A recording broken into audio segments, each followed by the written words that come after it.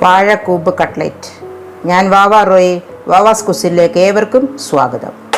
ഈ വാഴക്കൂമ്പ് വെച്ച് ഇന്ന് നമുക്കൊരു കട്ട്ലറ്റ് ഉണ്ടാക്കാം. ഓയിൽ ചൂടായി, അതിനകത്തോട്ട് നമുക്ക് ഉള്ളി കട്ട് ചെയ്തിട്ട് കൊടുക്കാം, ചതച്ച ഇഞ്ചി ഇട്ട് കൊടുക്കാം, പച്ചമുളക് കട്ട് ചെയ്തിട്ട് കൊടുക്കാം, കറിവേപ്പില ഇട്ട് കൊടുക്കാം, ഉപ്പിട്ട് കൊടുക്കാം,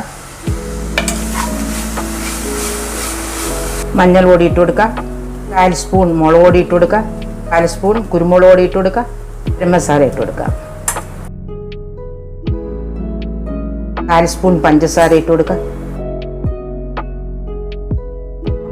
പുഴുങ്ങി പൊടിച്ചതിട്ട് കൊടുക്കാം, കൂമ്പ് അരിഞ്ഞിട്ട് കൊടുക്കാം.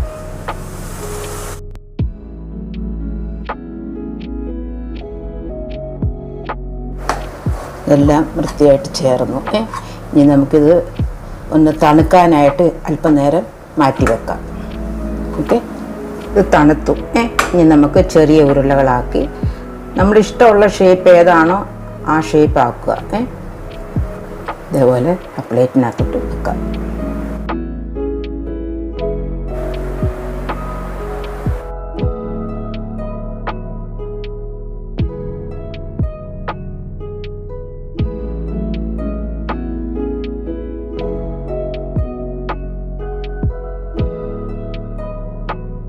നമ്മളതെല്ലാം റെഡിയാക്കി വെച്ച് ഇനി ഒരു അരമണിക്കൂർ ഇതൊന്ന് ഫ്രിഡ്ജിനകത്ത് വെച്ചിട്ട് വേണം നമുക്ക് പൊരിച്ചെടുക്കാം.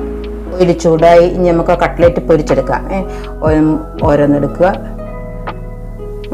മുട്ട പതച്ചതിനകത്ത് മുക്കുക,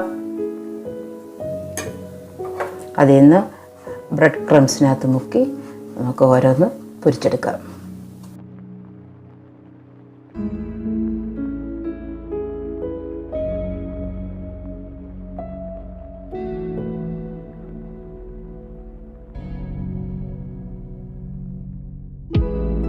തിരിച്ചിടാം.